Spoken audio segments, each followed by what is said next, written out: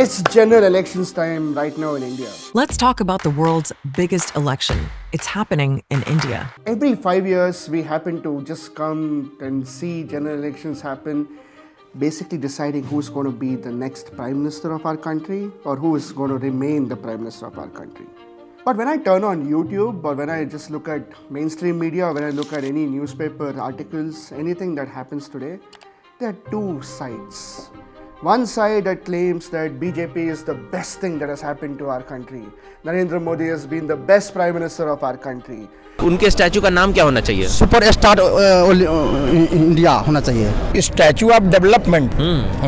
India is doing the greatest things right now, and that's only because of the PM Narendra Modi. And then there's another side which is basically says that Prime Minister Narendra Modi is a dictator. India is a dictatorship right now. We are no longer a democracy. We are an autocracy. We are an electoral autocracy. All such fancy words are being used and thrown at us. There are people on both the spectrum who are trying to confuse the living Jesus out of all of us. Why is it that global newspapers, global media giants like The Guardian, like New York Times, Washington Post suddenly become very interested in the plight or in the status of Indian democracy or Indian anything only during election time? The reality is that if you ask anybody who lives outside India and who's an NRI, their perception of India is very, very different from a person who's living in India. A person who's living in India, again, urban centers of India have a different perspective. Rural India has a different perspective. Tier 2, Tier 3, Tier 4 towns have a different perspective. You're either pro-Modi or you're anti-India. If you are with Modi, you are with India. If you're not with Modi, you are anti-India. That's it. Or you're extremely pro-democracy and you're pro-India, but you're anti-Modi. This whole labeling system has become such a crux, it's very confusing.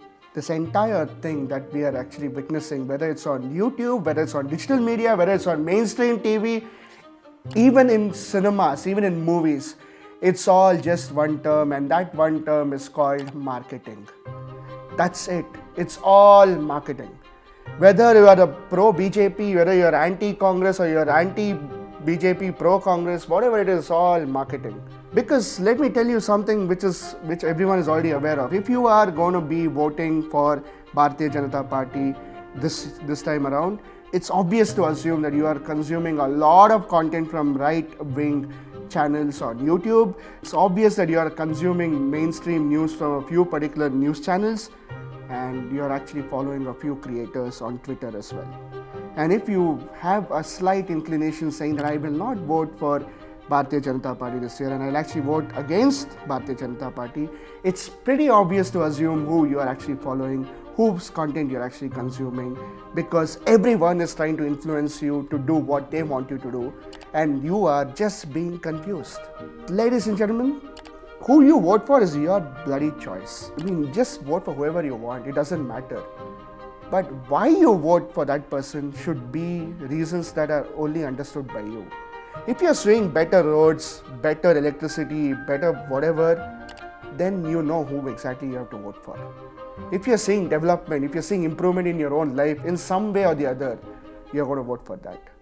You're not going to buy into narratives, you're not going to buy into propaganda, because you should not be gullible to marketing campaigns done on all sides of the spectrum.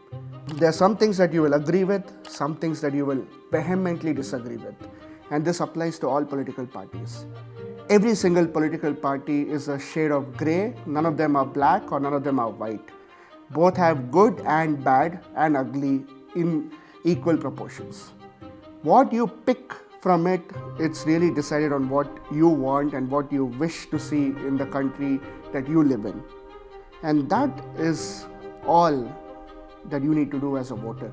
This is a simple message to fellow right-wing people, or I would like to say this with a lot of responsibility. We speak about Dhruv Rathi creating a video saying that India is no longer a democracy and it's a dictatorship. And people from the right wing, they go watch the video and they leave a comment which is basically trolling him, whether it's on YouTube or X or Instagram, wherever it is. Guess who the winner is? It's not you guys, it's him. He's making money out of speaking all these things. Now flip the other side. If you see a right-wing channel basically talking a lot of things, and then left-wing guys go and troll them on X or again YouTube or any other platform, guess who's winning? It's the content creator. I'll ask you this one question. If you think democracy is really, really dead, how are people creating videos every single day, giving out their opinions, and all these things are happening without any problem? I'm not saying there are no problems for certain people, and I'm not saying it's all great, and I'm also not saying that it's all bad. There is a balance that has to be struck in every single country, and India is also such a country. Now, this comes the main piece of information I want to share with all of you, because all of us are eligible to vote. All of us have to vote, and it's our fundamental right and fundamental duty to go cast our vote. Remove all the things that you've consumed as content. Remove all the opinions that I've heard from different people online, mainstream, WhatsApp, you name the platform. Remove everything aside and try to really understand whether that particular government or this particular government has done something good for you, for your family. Is your life much better than what it used to be? And is there some promise where your life will get better? If all these answers are ticked, that is the person who you will invariably vote for. In this world of marketing, all the terminologies that are used by the left wing and the right wing are all marketing terms. All the things that you see on X are all narratives. All the read posts and the information that is casted on that narrative are all opinions. And every single person has a different opinion. An opinion is not a hard truth. But what I'm saying is there are so many opinions, and this is also one opinion. But this is an opinion on multiple of other opinions. So yes, look at information that way. Dissect it and understand what is marketing and what is the real truth. Because everything that we consume is a form of marketing. And as simple as that. If you are capable enough and mature enough to understand what I'm saying, and when you cast a vote, you will truly make a difference. If you don't, then well, once a right-winger, always a right-winger. Once a left-winger, always a left-winger.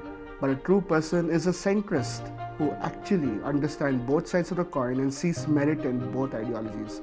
Because sometimes common sense for each and every person and ideology matches, and that is the real ideology. What is common sense to you is your ideology. Remember this when you go out and cast your vote. And since we are getting a chance to vote, we are still a democracy.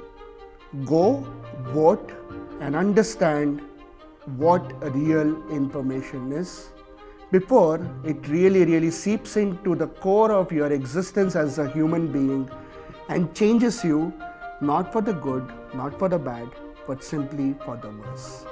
Thank you for watching this video until now.